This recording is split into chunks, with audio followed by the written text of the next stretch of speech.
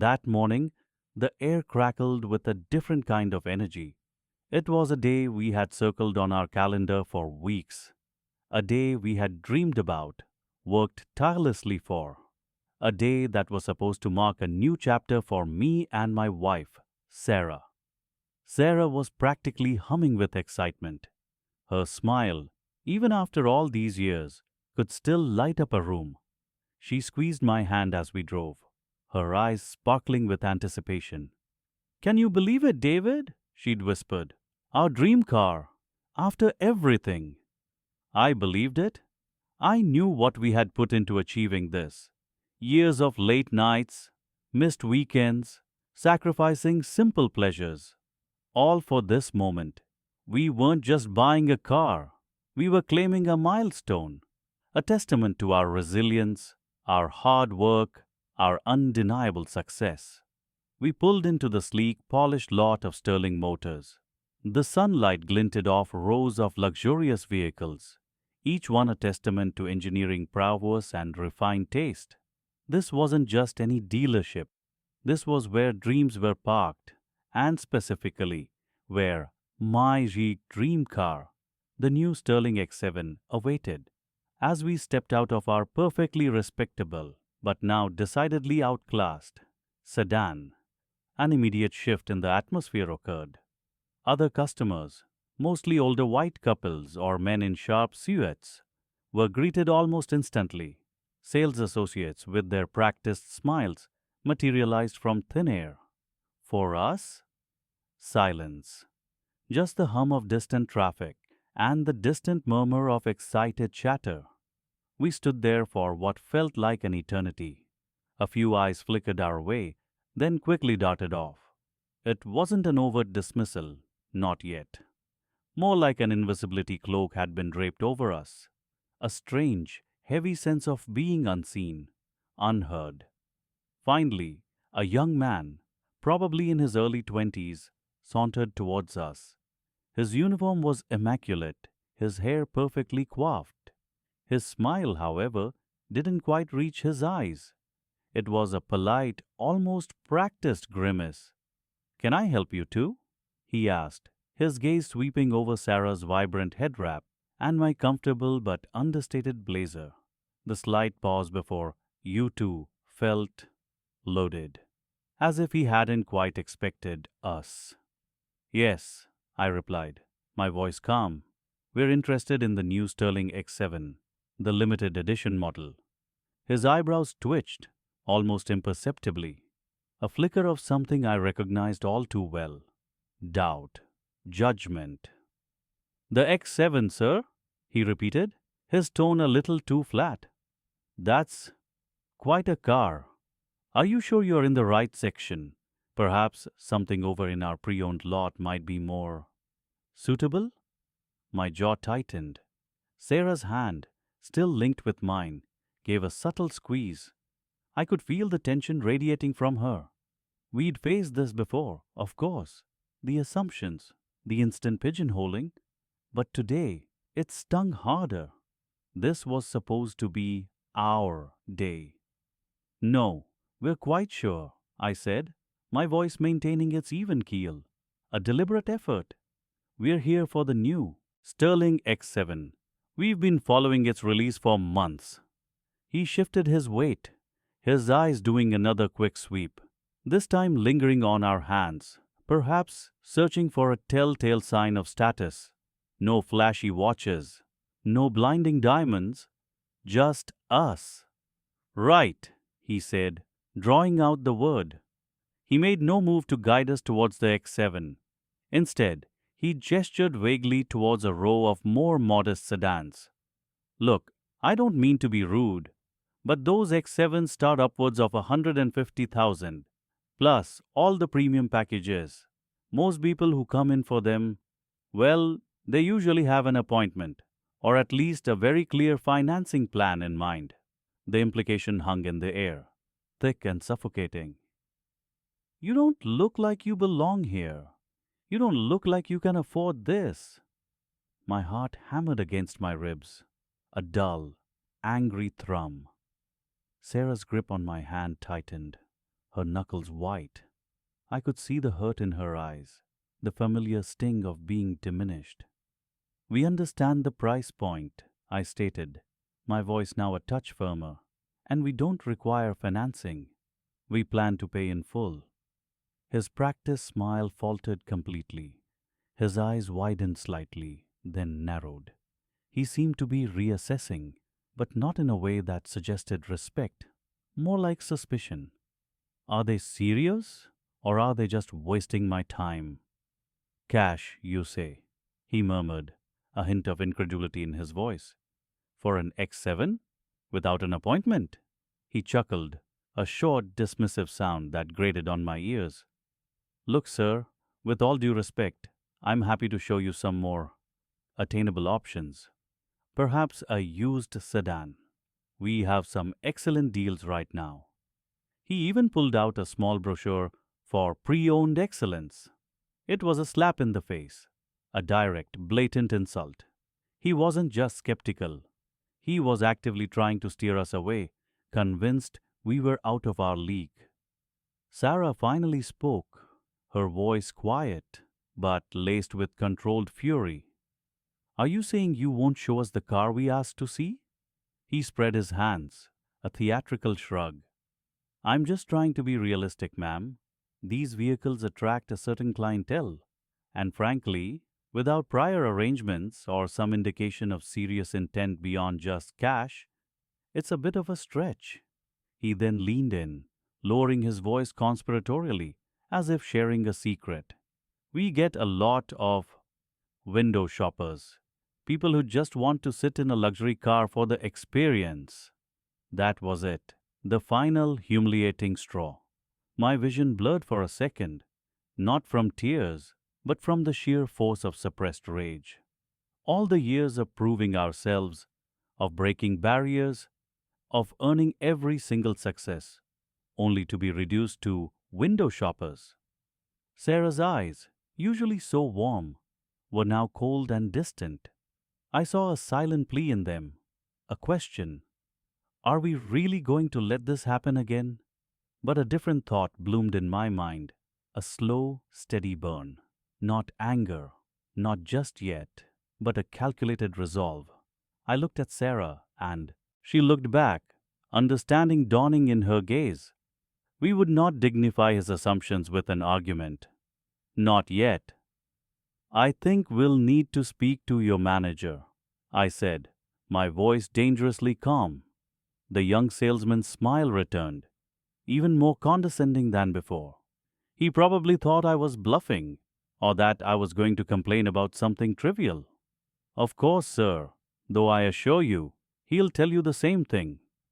He turned and gestured towards a glass-walled office at the far end of the showroom. I'll go get Mr. Henderson for you. Don't go anywhere. He walked away, his stride confident, probably already rehearsing how he'd tell his manager about the unrealistic couple he'd just handled. Sarah squeezed my hand again, her eyes now fixed on me, a mix of hurt and anticipation. I knew she was trusting me to navigate this, to find a way through this deliberate disrespect. I watched Mr. Henderson, a man with a stern face and an air of self-importance, begin his slow walk towards us. The stage was set. The humiliation had begun, but it was far from over. This was just the opening act. The polished showroom floor gleamed, reflecting the harsh, bright lights above. Luxury cars, like sculpted titans of industry, stood silent and imposing. Each curve, each glint of chrome spoke of precision, power, and prestige. We stepped in hand, a quiet sense of anticipation humming between us. This was it, the place where we'd finally pick out our dream car, a symbol of everything we had built, everything we had achieved. But the air felt different inside, colder, thinner. A well-dressed couple, white, entered just behind us. Instantly, a sales associate, sharp in his suit, materialized as if from thin air. A warm smile, an extended hand, a cascade of polite inquiries. We watched, an odd silence growing around us. We were standing right there, just as visible. Yet, we might as well have been ghosts. Another associate walked past, eyes skimming over us without landing. He adjusted a stack of brochures on a display stand, his back to us, engrossed in his task. My wife, Sarah, squeezed my hand. I felt the slight tremor in her touch, the familiar question in her unspoken glance. Are they seeing us? I tried to shake it off. Maybe it was just busy. Maybe everyone was occupied. This was a high end dealership after all. They probably had a system, but as minutes stretched, and other patrons, all of them white, were approached, greeted, and led away with bustling attention, the truth began to settle heavy and cold in my gut. They were seeing us. They just weren't seeing us as customers. We started to walk through the showroom, feigning casual interest, trying to look at ease. Each car was a masterpiece. We gravitated toward the sleek Obsidian sedan, the newest model from my own company, the one I had personally helped design some of its core technological features. My chest swelled with a quiet pride, even as the sting of being ignored intensified. Isn't she beautiful? Sarah whispered, her voice a little too soft, a little too hopeful. She reached out, her fingers hovering just above the pristine paintwork. A young sales associate, thin and fidgety, finally approached. His name tag read Mike. He didn't offer a handshake. His smile felt more like a grimace, an obligation. His eyes darted around, anywhere but directly into ours. Can I help you too? He mumbled, his gaze fixed on a distant wall display. Yes, I said, my voice steady, betraying none of the frustration building inside. We're interested in this model, the new Grandeur LX. We'd like to know more about its features, maybe discuss a test drive. Mike shifted his weight. Ah, the LX? Yes, very popular.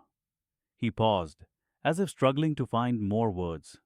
It's, well, it's a premium vehicle.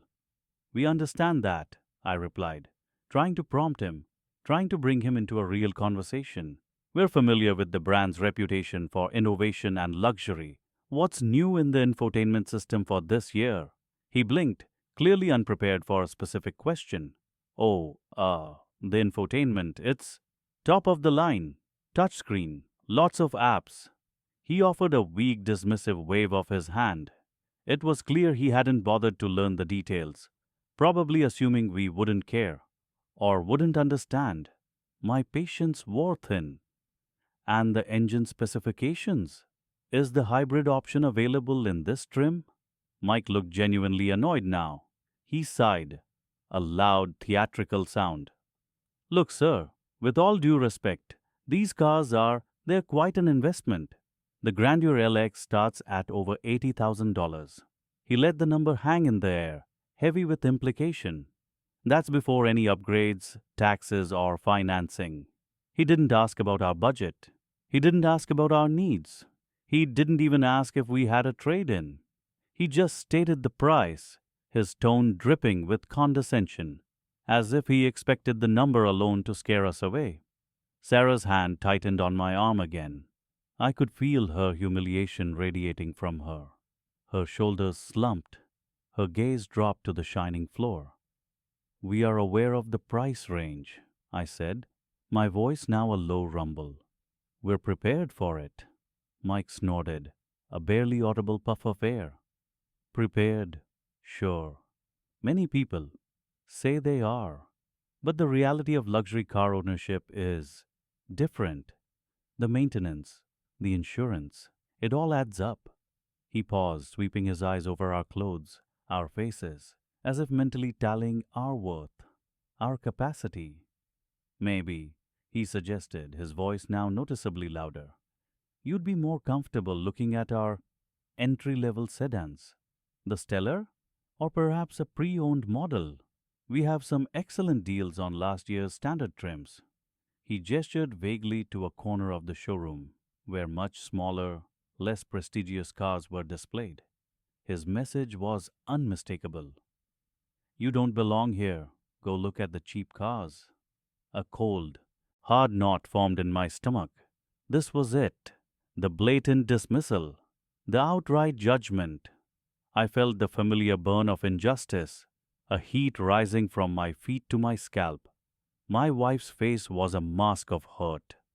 No, thank you, Mike, I said, my voice dangerously calm. We came specifically for this model, the Grandeur LX. I met his gaze directly. If you're unable to answer our questions or assist us, perhaps you could find someone who can. Mike's face hardened. He clearly didn't like being challenged. He puffed out his chest a little, his youthful confidence returning, albeit misplaced. Sir, I'm trying to be helpful here. I'm just being realistic. I don't want to waste your time or mine. These cars are for a certain clientele. He paused, looking us up and down again. Perhaps I should get the manager. He's better equipped to discuss financing options for more accessible vehicles. He turned on his heel, already walking away, not waiting for our answer. He was going to fetch the manager, not to assist us with the Grandeur LX, but to further relegate us, to confirm his own biases. Sarah looked up at me, her eyes pleading. Let's just go home. But something inside me snapped. Not in anger, not yet, but in quiet resolve. We weren't leaving, not now. We had come for a car, and we would get the service we deserved. No, I whispered to Sarah, my grip firm on her hand. We're staying. I watched Mike disappear into an office, presumably to get his superior. The real show, it seemed, was about to begin. Gary finally faced us. He barely looked us in the eye. His smile was thin, almost a sneer. He gestured vaguely at the gleaming sedans around us. Can I help you too? He asked. The words were polite. His tone was not. It dripped with condescension. It implied we were lost, or maybe intruders. Maria squeezed my hand.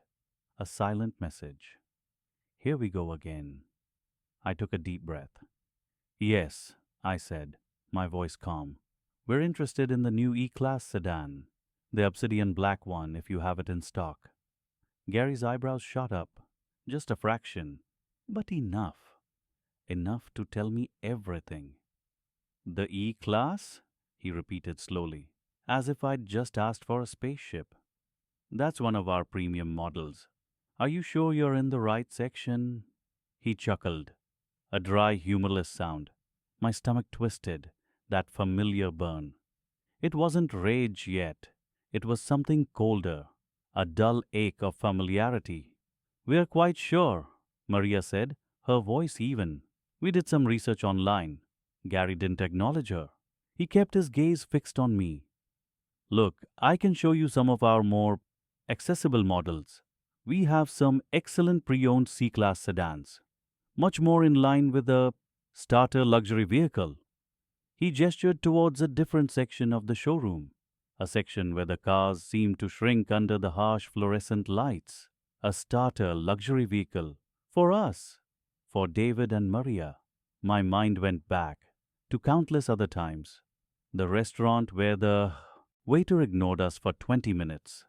The bank teller who questioned our deposit. The boutique where the salesperson followed us like hawks. Always that assumption. Always that quiet judgment. That look. This wasn't new. This wasn't surprising. But it still stung. It always did.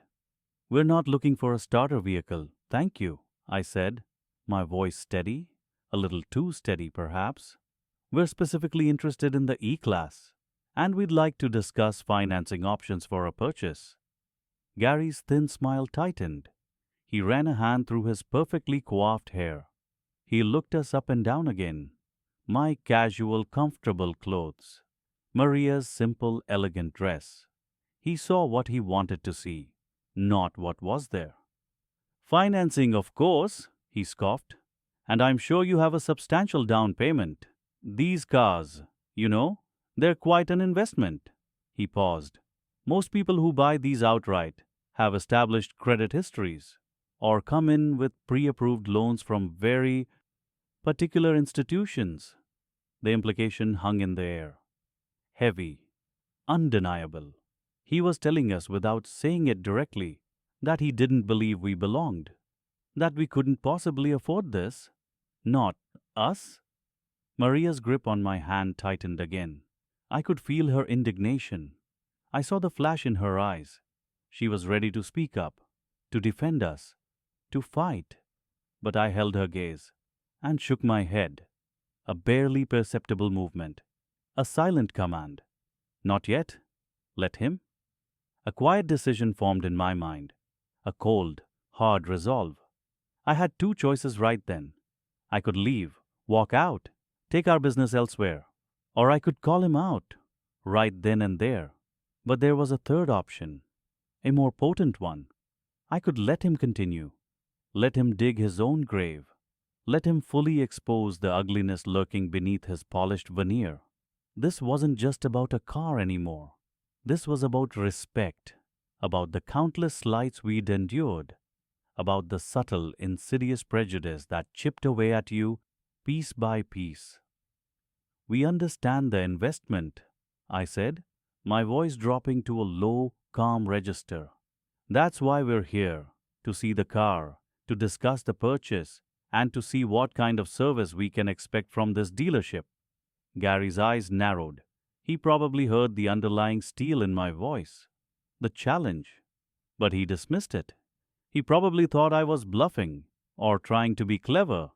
He scoffed again. Look, I'm happy to give you a brochure. You can take it home, talk about it, see if it's really feasible for you. Perhaps browse our online inventory for something that fits your budget a bit better.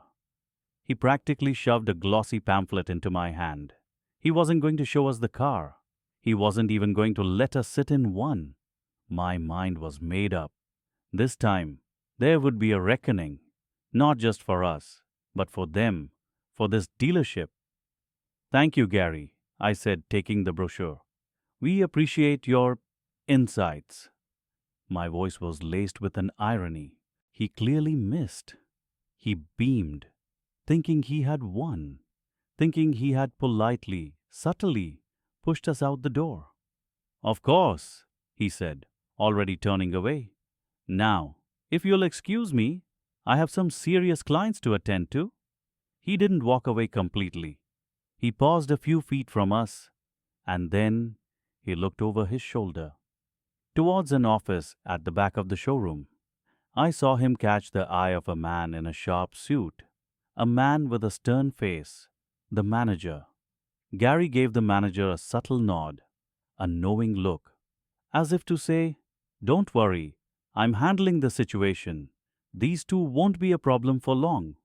The manager nodded back, a quiet acknowledgement, a silent approval of Gary's dismissal of us. Then Gary turned back to us, a smirk playing on his lips. "I'll be right back. Just need to check on a few things, make sure everything is in order." He walked towards the manager's office, leaving us standing there with the brochure and the heavy weight of his prejudice. Maria looked at me. Her eyes asked the question. What now? I looked back, my gaze steady, my jaw set. The game had truly begun, and I had no intention of losing. The air in the dealership thickened around us, not with exhaust fumes, but with an invisible weight. Mark, still sporting that half smile, ushered us away from the sleek, polished beasts we admired.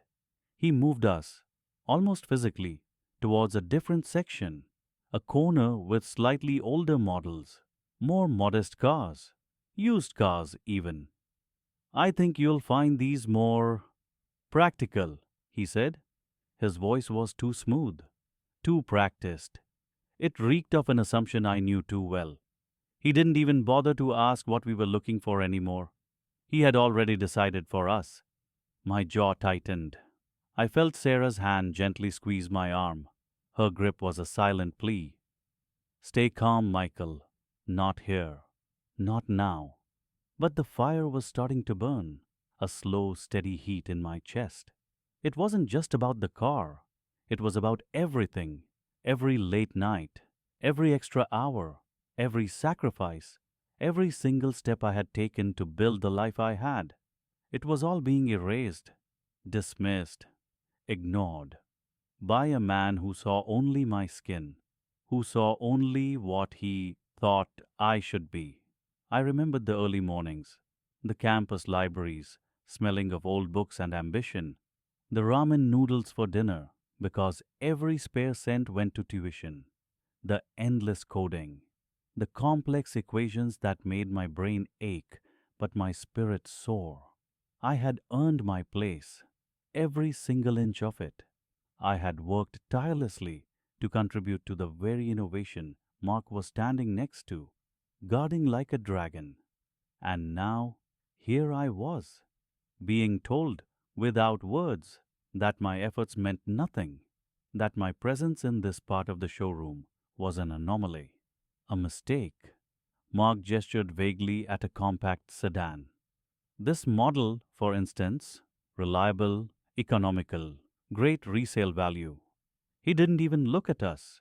He looked past us, as if addressing an invisible audience, as if we weren't even there. Sarah cleared her throat. Her voice was quiet but firm. We were actually interested in the New Horizon series, the 2024 model, the X5 specifically. Mark finally turned his gaze back to us, but his eyes held no recognition, no apology, just that same patronizing smirk. He chuckled softly, a short, dismissive sound. Ah, the X5, he drawled. A beautiful machine, indeed, cutting edge, but perhaps a bit ambitious for a first luxury vehicle? He paused, letting the implication hang in the air.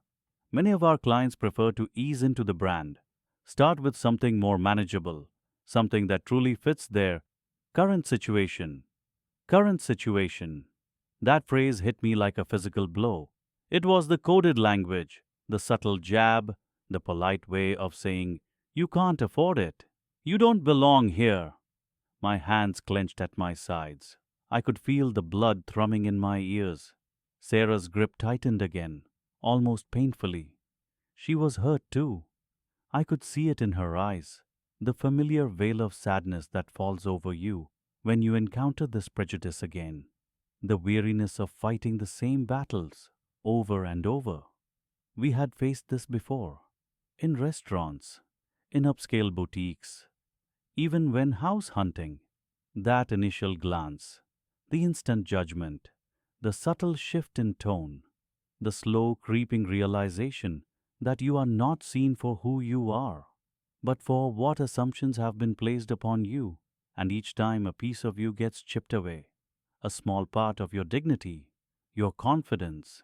You learn to brace for it, to expect it, but it never truly stops hurting, never truly stops making you question if the world will ever truly see you. "Sir," I said, my voice dangerously low. I tried to keep it even. "We specifically asked to see the X5. We've done our research. We know what we're looking for." Mark finally picked up a brochure from a stack on his desk. Not for the X5, but for a much lower tier model. He opened it, feigning interest. "Of course, of course. Excellent research. But sometimes what we think we want isn't always what's practical or even available." He gave us a knowing look. "The X5 has a very limited allocation and a significant premium." He highlighted a price on the brochure for the basic sedan. "Perhaps something in this range? We have excellent financing options for qualified buyers. Very flexible terms." He pushed the brochure towards me. His finger hovered over the price, emphasizing the numbers. Numbers that were barely a quarter of what we were prepared to spend. It was an open insult, a direct challenge. He wasn't just dismissing our ability to buy. He was dismissing our intelligence, our agency, our right to even aspire to something grander. A profound calm settled over me, a strange, cold clarity. The anger hadn't vanished, but it had transformed. It solidified into a resolute purpose. I looked at Sarah. Her eyes met mine, and in them I saw a question. What do we do, Michael? My internal monologue, usually a frantic debate, was suddenly quiet. One simple thought echoed. No, not this time. We weren't walking away, not defeated, not humiliated. This wasn't just about a car anymore. It was about every single person who had walked into a place like this, only to be met with the same dismissive glare, the same quiet prejudice, the same belittling assumptions. I took a deep breath, a slow, steady inhale. I looked at the brochure Mark had presented. A faint smile touched my lips, a smile that didn't reach my eyes. Mark, I said. My voice was calm, almost too calm. Could you tell me about the specific suspension system on the 2024 Horizon X5? I'm particularly interested in the adaptive dampening technology and the torque vectoring for the all-wheel drive. Mark's hand, still resting on the brochure, paused. The smile on his face wavered. A flicker of something crossed his eyes. Confusion? Surprise? He opened his mouth, then closed it. The question was too specific, too technical. It wasn't the kind of question a casual, ambitious buyer would ask. He stammered, "Well, it's quite advanced, of course. Cutting edge. Our engineers." I held his gaze. My smile remained. "Yes, I know about the engineers," I said softly. "I'm sure they did exceptional work." I let the silence hang, heavy and pregnant with unsaid implications. Mark shifted uncomfortably. His confidence seemed to dim. Just a fraction. He still didn't get it. Not fully. But he was starting to feel the edge of something. Something he couldn't quite place. He was still digging his own grave. But now, he was doing it with a pickaxe, not just a shovel. The words of the salesman, Mark, still echoed in my ears. Sarah's hand, though warm, felt heavy in mine. We stood there, abandoned amidst the gleam of luxury cars, dismissed as if we were phantoms. The manager, Mr. Harrison, had merely nodded, a dismissive flick of his wrist. But something inside me had shifted. The initial sting of humiliation had calcified into a cold, hard resolve. This was not new. This familiar ache of being underestimated, overlooked, judged by skin or circumstance. It had fueled my career. It had driven me to excel. I took a breath. Sarah looked at me, her eyes questioning, but also sensing a quiet storm brewing. I pulled out my phone, not to call a complaint line, not to vent to a friend. My fingers moved with a practiced ease, navigating to a contact I knew by heart, my direct line, my office. I stepped slightly away from Sarah, just enough to speak without being overheard by Mark, who was now laughing with another salesperson across the showroom. They hadn't even noticed we were still there. "Michael Adebayo," I said into the phone, my voice low but firm, cutting through the dealership's ambient hum. "I need to speak with Daniel Dubois." Daniel Dubois. He was the head of product development, my boss, the man who approved my designs, who trusted my judgment on engine dynamics and chassis integrity. A moment of silence on the other end, then a calm voice confirmed, "One moment, Mr. Adebayo." I waited, my gaze sweeping over the showroom, the polished floors, the gleaming chrome, the cars, my cars, creations of my mind, my team's hard work, now used as tools of division. "Michael, everything all right?" Daniel's voice, familiar, steady. "Daniel," I began, keeping my tone even, "I'm at the Northwood dealership." I could almost hear him raising an eyebrow. "Northwood? I thought you were testing the new Apollo prototype at the proving grounds this afternoon?" "I was. Plans changed slightly." I paused, choosing my words carefully. "I encountered a situation." I briefly, concisely explained what had transpired. No dramatics, just the facts. the assumptions, the dismissal. My voice never wavered. Daniel listened, the silence on his end thick with comprehension. When I finished, he didn't immediately respond. Then a sigh, a heavy, disappointed sound. Michael, he said, I'm truly sorry you had to experience that. It's unacceptable, completely unacceptable for our brand. Indeed, I replied, my eyes now fixed on Mark, who was still animatedly gesturing. What do you want to do? Daniel asked. Not, what should we do? But, what do you want to do? He understood. This was personal. This was my fight. I want to understand why this happened, I said, and I want them to understand who they are speaking to. Consider it handled, Daniel stated, his voice now crisp, authoritative. I'll make a call directly to Mr. Harrison. Give me 2 minutes. And Michael, please, just stay calm. We'll sort this. I am calm, Daniel, I said, a faint smile touching my lips. Perfectly calm. I ended the call. Sarah was watching me, her expression unreadable. I gave her a small, reassuring squeeze of the hand. Just wait, I murmured. Mark, the salesperson, finally glanced our way. He saw us still standing there, unmoving, and a flicker of annoyance crossed his face. He started to walk towards us, a practiced, condescending smile already forming. Still here? He said, trying for a friendly tone that barely masked his impatience. Look, folks, I think we've covered everything. If you decide to go with a more budget-friendly option, we can always discuss trade-ins on your current vehicle. His eyes drifted pointedly to my slightly worn but meticulously maintained sedan parked outside. He hadn't even looked at it properly, just assumed. I looked at Mark. My smile widened slightly. It wasn't a friendly smile. It was a knowing one. Before I could reply, the dealership's phone system chimed through the loudspeakers, the sound echoing a general announcement. Mr. Harrison, please report to your office. Urgent call. Mark paused, his practiced smile faltering. Mr. Harrison, who had been chatting with a client near the entrance, visibly stiffened. An urgent call usually meant corporate.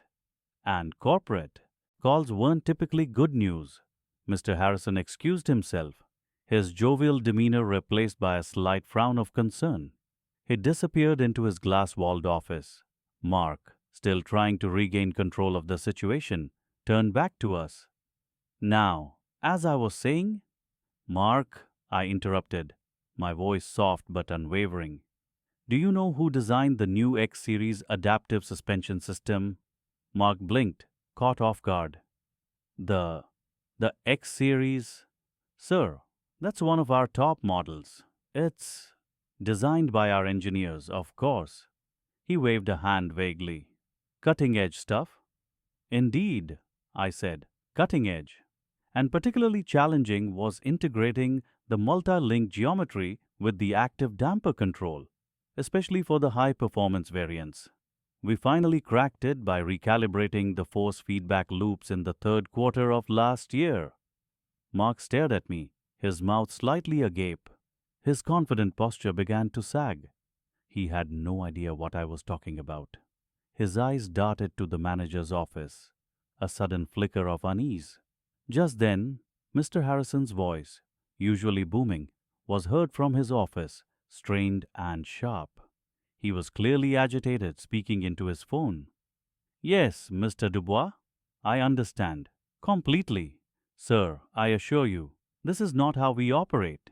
There must be a misunderstanding. Mark's head snapped towards the office. His eyes widened. Daniel Dubois, the head of product development. Why would he be calling their dealership? Mr. Harrison's next words, though muffled, were unmistakable. Adebayo? Michael Adebayo? He's here?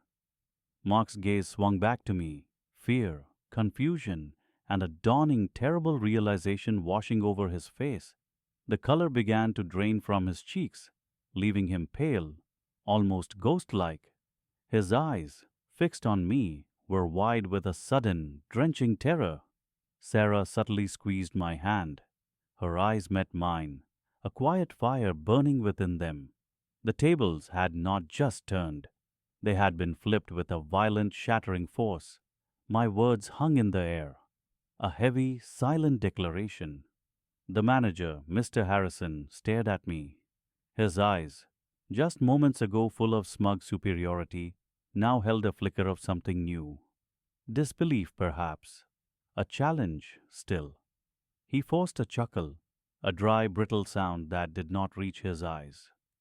I appreciate the creative storytelling, sir, he began, condescension thick in his voice. But I think you've got us confused. Or perhaps you're hoping to impress your lovely wife with a grand tale. He gestured dismissively with a flick of his wrist. The salesman, still lingering like a bad smell, offered a faint, nervous laugh. He clearly thought I was bluffing. They both did. But I wasn't bluffing. Not in the slightest. I reached slowly into the inside pocket of my jacket. My movements were deliberate, calm. Every eye in the small office was on my hand as I pulled out my wallet. From it, I extracted a card. It wasn't just any business card. It was thick, embossed with the familiar silver emblem of the luxury automotive brand. The very brand whose cars they proudly displayed on their showroom floor. My name, etched in elegant script, followed by my title, Dr. Marcus Thorne, Senior Lead Engineer, Advanced Propulsion Systems. I laid the card gently on his gleaming mahogany desk. The sound was barely a whisper, yet it echoed like a thunderclap in the sudden silence. Mr. Harrison's gaze dropped to the card. He picked it up with an almost imperceptible tremor. His eyes scanned the details. His face, which had been a picture of skepticism, began to subtly change. The color drained from it, slowly, starting around his mouth, then spreading across his cheeks. It was like watching a canvas lose its pigment in real time. His jaw tightened. His eyes, wide now, darted from the card to me, then to my wife, then back to the card. He looked utterly bewildered, like a man who had just seen a ghost, or perhaps like a man who had just seen his entire career flash before his eyes. The salesman, meanwhile, had gone completely still. His nervous laugh was long gone. He stood frozen, his eyes glued to the manager's reaction, understanding dawning on him, just as it was hitting Mr. Harrison. Their previous arrogance, their dismissive glares, their casual insults, all of it now hung like a heavy shroud around them. Dr. Thorne, Mr. Harrison finally managed to stammer, his voice a strained whisper, barely audible. The title felt strange on his tongue, a stark contrast to the "sir" he'd used earlier, tinged with mock respect. He swallowed hard. Is this truly who you are?" I met his gaze directly. My voice was level, devoid of any anger, only a quiet, resolute certainty. "It is, Mr. Harrison. For the past 12 years, I've been instrumental in designing the very engines that power the vehicles you sell. The powertrain in that Model X9 you tried to tell us we couldn't afford? I helped design the core components of its hybrid system." The admission hit him like a physical blow. His hand, still clutching my business card, trembled noticeably. The silence that followed was suffocating. My wife, sensing the shift, gently squeezed my arm. Her eyes met mine, a silent message of shared understanding, of vindication. Her presence, her quiet strength, grounded me. This wasn't just for me, it was for us, for every time we had faced this subtle, insidious prejudice. "I've also been involved in the upcoming electric vehicle lineup," I continued, my voice still calm, "and my department routinely consults on dealership feedback and customer experience reports, especially when it pertains to brand representation and sales ethics." I watched his face contort with a mixture of dawning horror and desperate calculation. He knew, he understood the implications. I wasn't just a random customer. I was a direct link to the corporate structure he answered to, a direct link to the very brand he represented. And I had just witnessed firsthand a blatant disregard for everything that brand supposedly stood for. I I don't understand, he stammered again, though his eyes suggested he understood all too well. He was scrambling, desperately trying to find a foothold in the rapidly shifting sand beneath him. Why didn't you say anything earlier? A small, sad smile touched my lips. Why should I have to, Mr. Harrison? Does my ability to afford a car, or my worth as a human being, depend on my job title? Should I need to present credentials just to be treated with basic respect in your establishment? He had no answer. He just stood there, my business card still clutched in his now sweaty hand, his face completely devoid of color. The arrogant sneer was gone, replaced by a ghastly pale mask of fear and regret. The salesman was visibly cringing in the background, trying to make himself invisible. This wasn't about vengeance. Not truly. It was about exposing a truth that festered beneath the polite smiles and polished surfaces. It was about reclaiming a dignity that should never have been questioned in the first place. I looked at my wife. She gave me a slight, almost imperceptible nod. It was time. Mr. Harrison, I said, my voice gaining a touch of steel, I believe we need to have a serious conversation. Not about purchasing a car today, but about the standards of service here. And I believe that conversation needs to include your regional manager and possibly my own senior director. The words were out. The full weight of the situation landed squarely on him. The air crackled with unspoken dread. He opened his mouth, then closed it. No apologies came, only the visible tremor of a man whose carefully constructed world had just been irrevocably shaken. I pulled out my phone. The screen lit up, a stark glow in the dim office.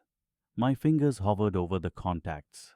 The first call I would make would be direct, a number I knew by heart, the number for the head of global dealer relations. The game had irrevocably changed, and the rules, suddenly, were mine to dictate. The manager, Mr. Henderson, scoffed. He actually scoffed. He looked at us like we were a minor inconvenience, a smudge on his perfectly polished floor. Look, folks, he said, a patronizing smile glued to his face. I understand you're dreaming big, but these are high-end vehicles. We have specific clientele. Perhaps something from our pre-owned lot might be more in your budget. His eyes flickered to my clothes again, to Sarah's modest dress. It was clear as day. He judged us. He dismissed us. He saw only our skin, only our perceived lack. Sarah's hand tightened on my arm. I felt her tremble, not from fear, but from a quiet, burning rage. The same rage I felt, but amplified by years of similar moments. Her eyes met mine. They pleaded, but also affirmed. It's time, they said. Show them. A calm settled over me, a stillness that often comes right before a storm. I looked at Mr. Henderson. I looked at Chad, the salesman, still smirking in the background. I looked at the gleaming logo on the hood of the car we stood beside, the logo of my company. I took a deep breath. Mr. Henderson, I began, my voice steady, betraying none of the tremor in my soul. It's interesting you mention specific clientele.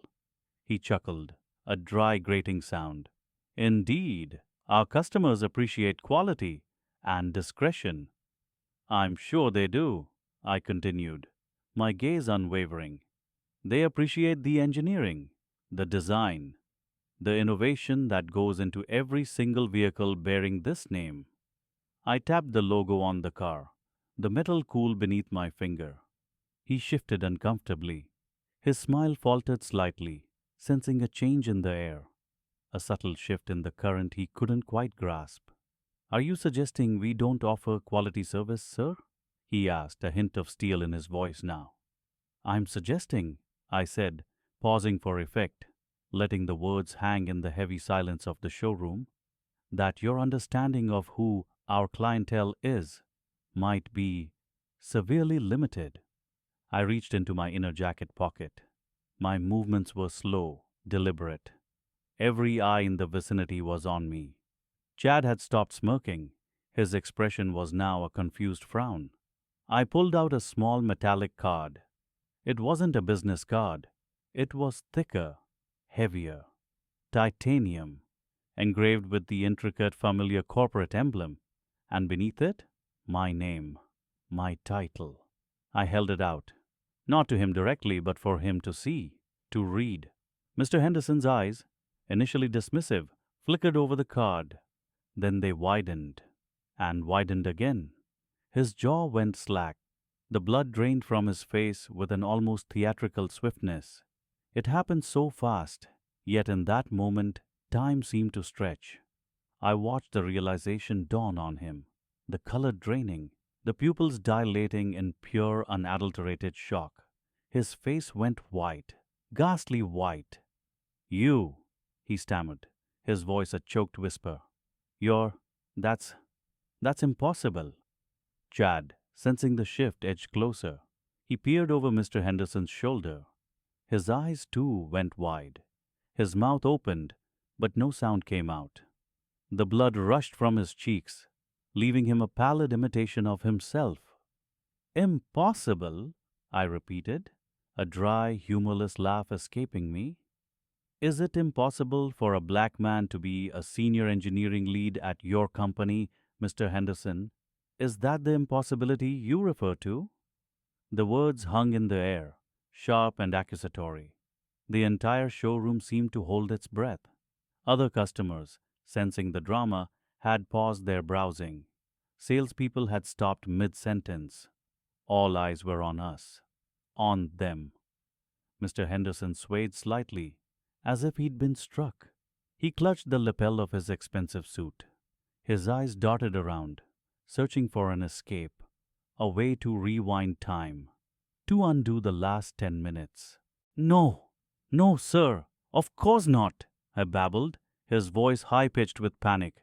It's just a surprise, a most unexpected surprise. We had no idea. No idea, I echoed. You had no idea because you didn't bother to look. You didn't bother to listen. You saw what you wanted to see, didn't you? A young black couple who couldn't possibly afford a car of this caliber. A couple you could easily dismiss, humiliate even. Sarah squeezed my arm again. This time it was a squeeze of pride, of vindication. I saw the glint of unshed tears in her eyes, but they were tears of relief, of a long-awaited justice. Sir, I apologize. Profoundly, Mr. Henderson stammered, sweat beading on his forehead. He practically bowed, his previous arrogance crumbling into dust. There has been a terrible misunderstanding, a grave error in judgment. Please, allow me to rectify this immediately. His eyes pleaded with me. He was desperate. He knew. He knew the weight of what I represented, the implications of this moment for him, for Chad, for this entire dealership. Rectify? I asked, my voice still calm, but laced with an icy edge. Do you think you can simply rectify the casual racism, the dismissive contempt that flows through this establishment? I looked around the showroom. The whispers had started, the stares, the discomfort of the other customers. Chad, I said, turning my gaze to the now thoroughly terrified salesman. You told my wife that these cars weren't for people like us. Do you recall that, Chad? Chad's face was a mask of horror. He shook his head frantically. No, sir, I would never. It was a misunderstanding. It was not a misunderstanding, Chad, Sarah interjected, her voice clear and strong. It was exactly what you said, and you made sure to emphasize it with your tone, your body language, and your refusal to even entertain our questions. The silence that followed was deafening. It was the silence of guilt, of shame, of undeniable truth. Mr. Henderson looked from Chad to me, then back to Chad, his face a contorted mess of fear and anger. He knew Chad's actions had sealed his own fate. "I assure you, sir, this will be dealt with," Mr. Henderson said, his voice now almost begging. "Severely, immediately. Just, please, don't make a formal report. Allow me to handle it internally." I finally looked directly into his eyes. There was no triumph in my gaze, only a deep, weary resolve. "Mr. Henderson," I said, "I don't think you quite grasp the depth of the problem here. This isn't about one isolated incident. This is about a culture of prejudice that allows men like you and salesmen like Chad to treat customers with such disdain based on nothing more than the color of their skin." I paused. The air was thick with tension. "I came here to buy a car today," I continued, my voice softening slightly, but the resolve hardening.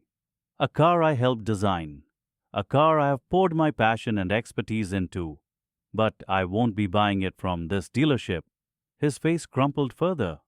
"And I will be making a full report," I concluded, my gaze sweeping over him, over Chad, over the stunned employees and curious customers. "Not just to your regional manager, but directly to corporate. My colleagues, my friends, my entire division will know exactly what transpired here today." The implication was clear. This wasn't just about them losing a sale. It was about their reputation, their franchise, their careers. Sarah looked at me, a silent question in her eyes. "What now?" I took her hand, interlacing my fingers with hers. Her hand was warm, firm, a comfort and a strength. "Come, Sarah," I said, turning our backs on the stunned pale faces. "Let's find a dealership that understands what true value and respect look like. One that understands that talent and success comes in all shades." We walked towards the exit, every step echoing in the sudden, cavernous silence of the showroom. I didn't look back, but I could feel their eyes on us, the manager's desperate, panicked gaze, Chad's shattered disbelief. The doors slid open, letting in the cool, crisp air of the outside world. A sense of profound relief, mixed with a bitter satisfaction, washed over me. We had faced it. We had stood our ground. We had delivered justice in our own quiet, powerful way. But the fight, I knew, was far from over. This was just one battle. The words hung in the air, heavy, final. "I am Dr. Elias Vance, Senior Design Engineer for the Genesis G90's propulsion systems, and this is my wife, Sarah." The manager's face, already drained of color, now seemed to calcify. White, a stark, sickening white against the polished showroom floor. His jaw, previously set in that smug, dismissive line, now hung slack. His eyes, seconds ago filled with a patronizing pity, were wide, darting, like a cornered animal's. Silence. A silence so profound I could hear the faint hum of the dealership's air conditioning. The salesman, Mike, who had so eagerly followed his manager's lead, stood frozen, his pre-written apology dying on his lips before it could even form. The smile, that practiced, condescending smirk, had vanished, replaced by a ghastly pallor. Sarah squeezed my hand. A silent strength passed between us. I met her gaze. A tiny, almost imperceptible nod. This was it, our moment. Not one of anger, but of absolute, unassailable truth. I watched the manager, Mr. Thompson, try to swallow. His throat visibly worked, but no sound emerged. He looked from me to Sarah, then back to me, as if trying to reconcile the meticulously dressed, articulate black man before him with the struggling family he had so confidently profiled minutes earlier. The disconnect was a chasm in his mind. "Dr. Vance," he finally managed, his voice a reedy whisper, barely audible above the hum. He took a tentative step forward, his hands reaching, then falling uselessly to his sides. I I don't understand. This is this is a misunderstanding. His eyes pleaded, desperate. A moment ago he was a titan, bestowing crumbs of mercy. Now he was a beggar, and it was all his doing. No misunderstanding, Mr. Thompson, I said, my voice calm, clear, resonating with a quiet authority that had been denied to me just moments before. I believe I was quite clear. My team designed the very engine you're trying to sell, or rather, the engine you were trying to prevent me from buying. The words were precise, surgical, each one a tiny cut. He flinched. No, Dr. Vance, please. This is this is terrible. Of course you can buy any car you want. We would be honored, truly honored. He gestured wildly at the G90. The very car he'd implied was out of our reach. The irony was a bitter taste in my mouth, and I saw a flicker of it in Sarah's eyes, too. Mike, the salesman, finally found his voice, high-pitched and frantic.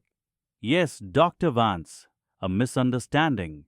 I always knew you had excellent taste. We can get you the exact trim you want. Black on black. Or perhaps the pristine white exterior with the premium tan leather interior.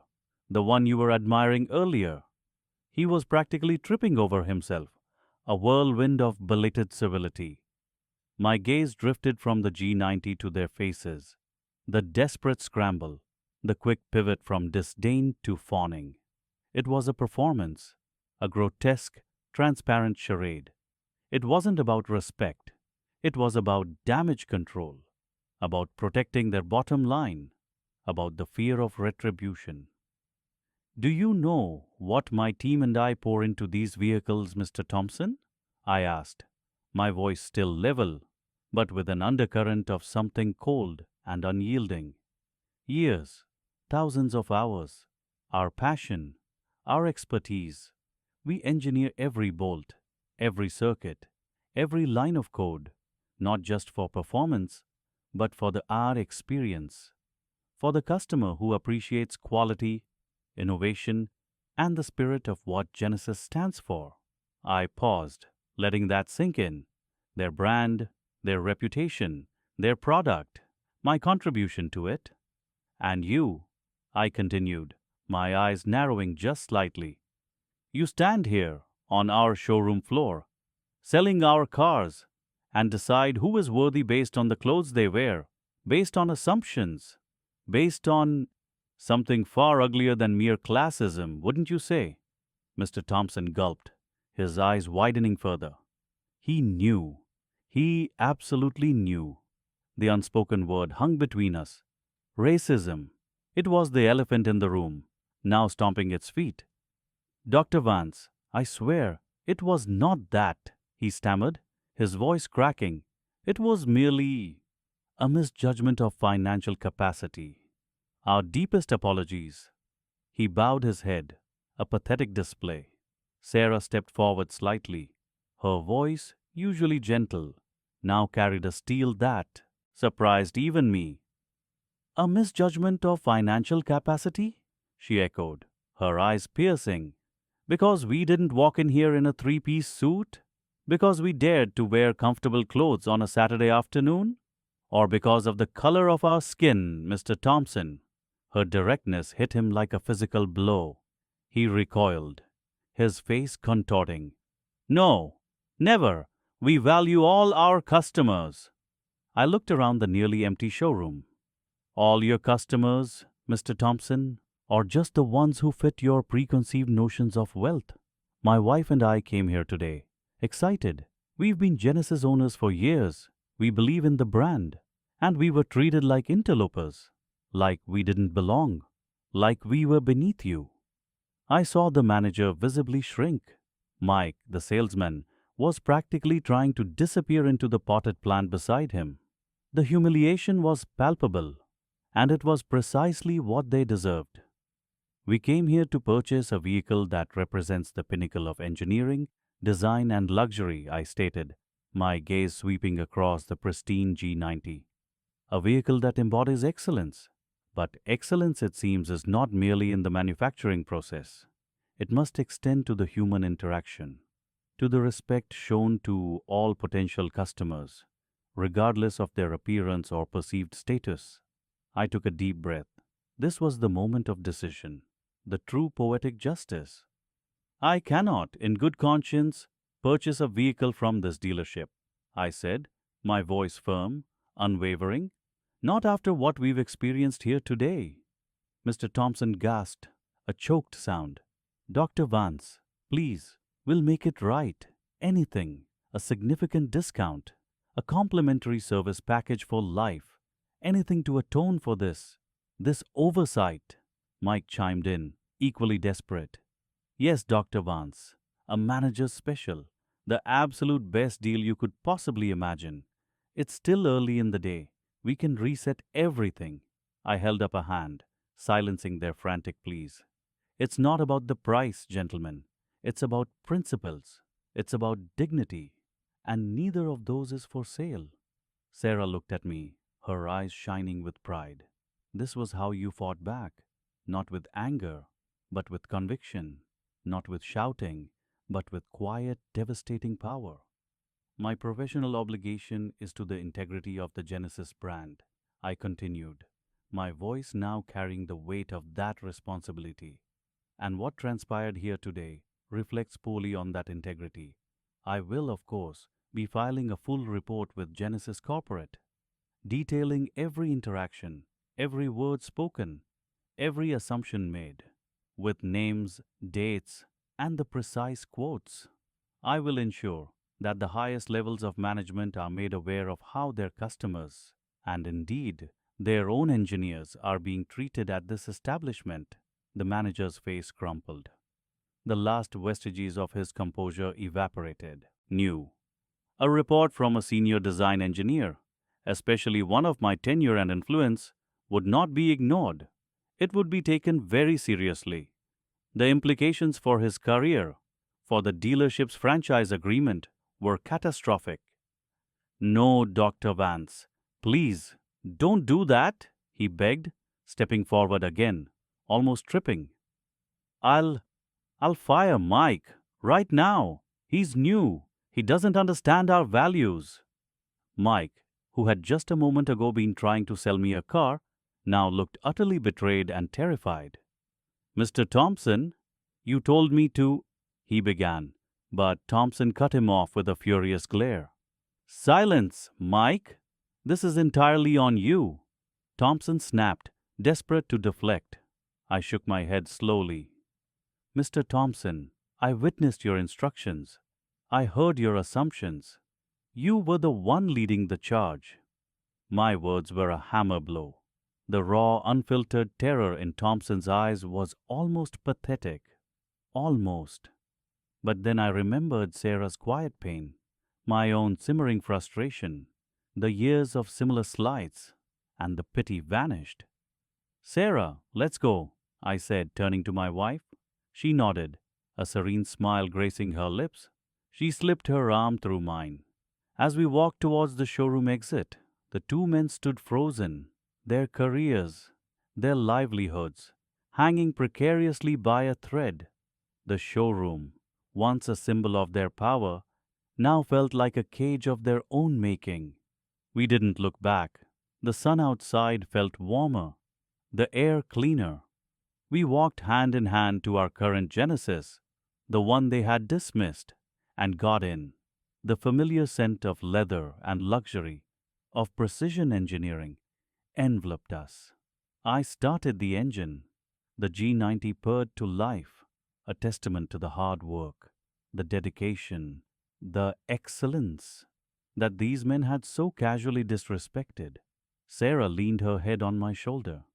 You handled that beautifully, Elias, she murmured, her voice soft, filled with an emotion I understood completely. We handled it beautifully, love, I corrected gently. Together. The injustice had been real, the humiliation, a bitter pill, but the moment of quiet strength, of reclaiming our dignity, of turning the tables with nothing but the truth, was a victory far sweeter than any car. It was a victory for principle, a quiet roar against the subtle, insidious prejudices that still stalked our world. As I pulled out of the dealership lot, leaving the now panicked manager and salesman in our rearview mirror, I knew this wasn't just about a car. It was about every black child who would one day walk into a space and be judged. It was about every black professional who had to work twice as hard for half the respect. It was a reminder that true power wasn't in wealth or position, but in knowing your worth, in standing firm, and in refusing to let anyone diminish your light. The drive home was quiet, but it was not empty. It was filled with a sense of calm resolve. The fight was never truly over, but today we had won a battle, and the satisfaction of that quiet victory, the feeling of reclaiming our narrative, was a powerful fuel for all the days yet to come. The world had shown its ugly face, but we had shown it ours, resilient, dignified, and undeniably powerful. We drove on, heading towards our future, stronger and more aware than ever.